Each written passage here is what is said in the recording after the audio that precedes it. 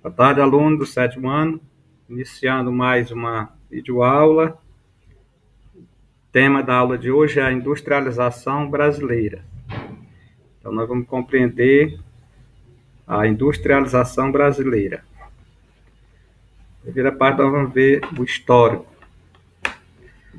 Até o início do século XX, o Brasil ainda não havia se industrializado.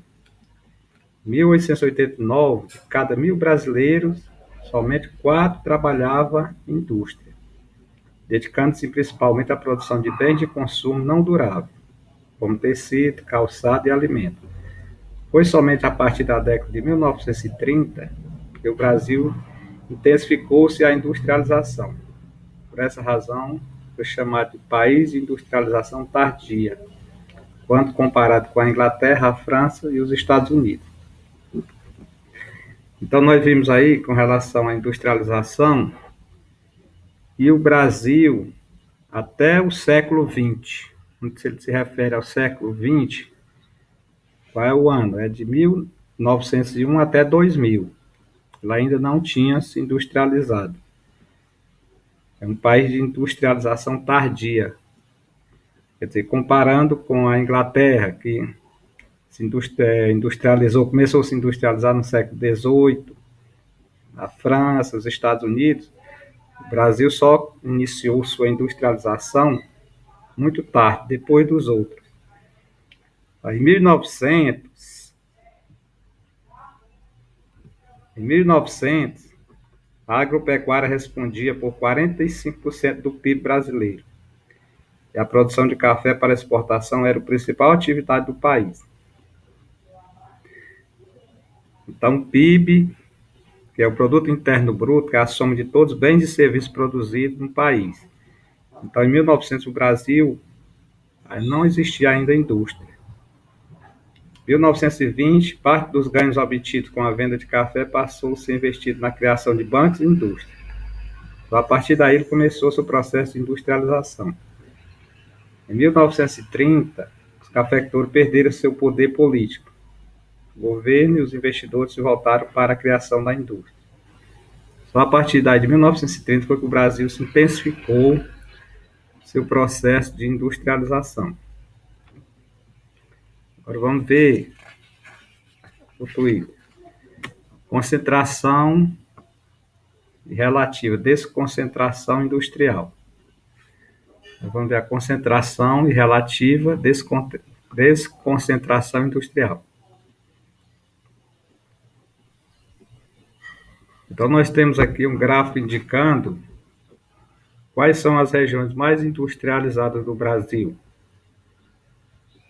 Vamos identificar o gráfico. Quais são as regiões mais industrializadas? Você percebe que a região mais industrializada, a industrialização está principalmente na região sudeste e sul. O processo de onde estão as indústrias, as fábricas, tudo que é fabricado hoje no país foi alguém que fez, teve alguma indústria que fez, seja uma geladeira, um fogão, um carro, é na indústria que se faz esses produtos. Então, no Brasil, ela está na região sudeste, ela se concentra a maior parte da indústria na região sudeste, do estado do São Paulo, Rio de Janeiro, na região sul. Então, nós vamos ver que é a concentração da indústria. Desde o início, a industrialização do Brasil concentra na região sudeste, principalmente na região metropolitana do Rio de Janeiro e São Paulo. Na metrópole paulista, essa concentração ocorreu, chamada ABC, que reúne os municípios de Santo André, São Bernardo, São Caetano e Diadema.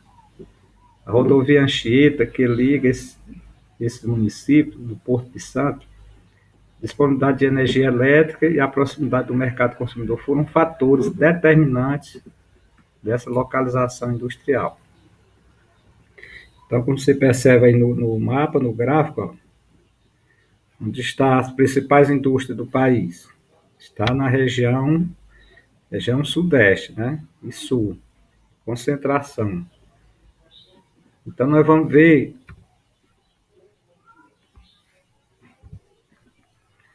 Então, nós vamos ver agora a desconcentração industrial.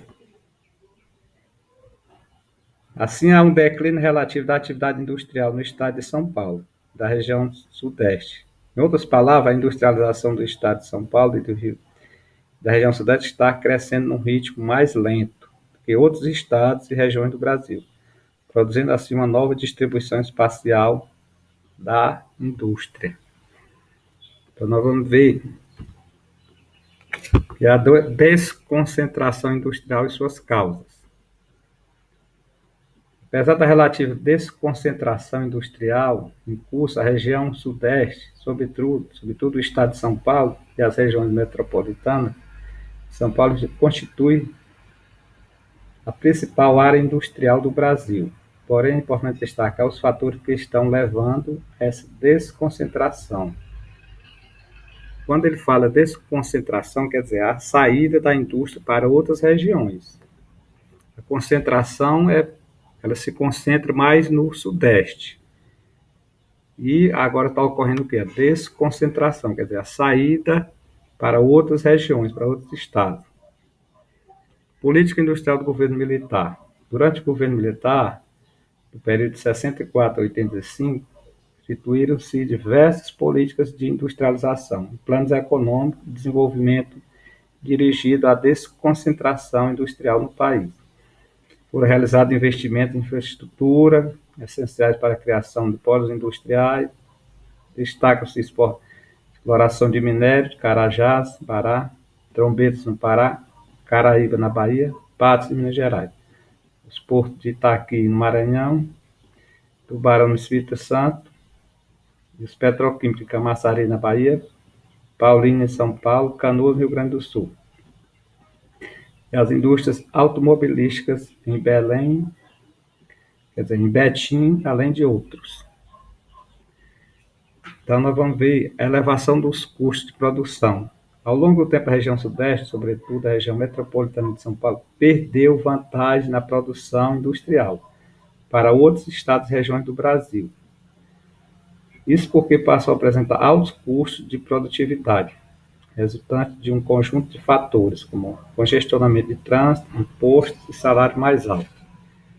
Então, isso contribui para a saída da indústria dessas regiões, da região sudeste, em busca de outras regiões, a desconcentração industrial. Vamos ver agora indústria, inovação, tecnologia e transformações socioeconômicas do território. Durante o século XIX e parte do século XX, um dos fatores que diferenciavam os países do mundo era em desenvolvido, subdesenvolvido e em desenvolvimento era o nível de industrialização por eles alcançado. As técnicas de produção que impulsionaram a industrialização nesse século assumiram, por volta da década de 1970, uma nova etapa graças à terceira revolução industrial. Então, nós vimos no processo que tem a primeira revolução industrial, foi quando surgiu as primeiras formas de indústria, que surgiu na Inglaterra, no século XVIII. Depois teve a segunda revolução, que foi mais uma outra etapa, e a atual, agora, a terceira revolução industrial, quer dizer que tem muita tecnologia hoje envolvida na produção. É o que chama de terceira revolução industrial. Economia do conhecimento. A atividade industrial considera o motor do desenvolvimento econômico e social dos países durante os séculos XIX e XX, passou a disputar importância com o conhecimento sobre as técnicas. Daí de falar hoje em economia do conhecimento. O saber fazer tornou-se uma valiosa mercadoria e passou a ser produzida e comercializada em escala global, beneficiando países, instituições e pessoas que produzem conhecimento e desenvolvimento tecnológico. Então, hoje está em jogo a economia do conhecimento. Quanto mais conhecimento, mais tecnologia é utilizado na produção.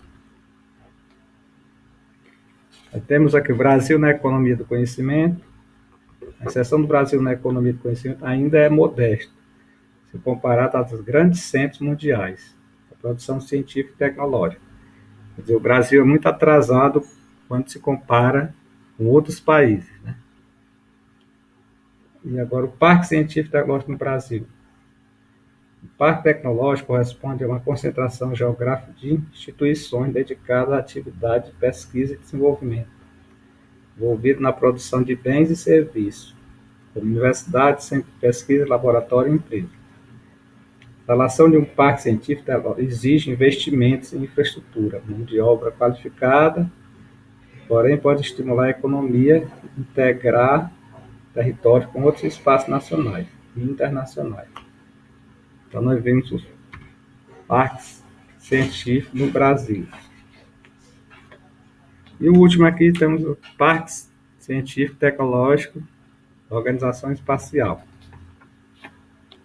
Além de atrair populações e empresas, os parques científicos e tecnológicos dinamizam a economia, estimulando o crescimento de setores terciários, comércio e serviços, favorecendo, assim, as comunidades locais.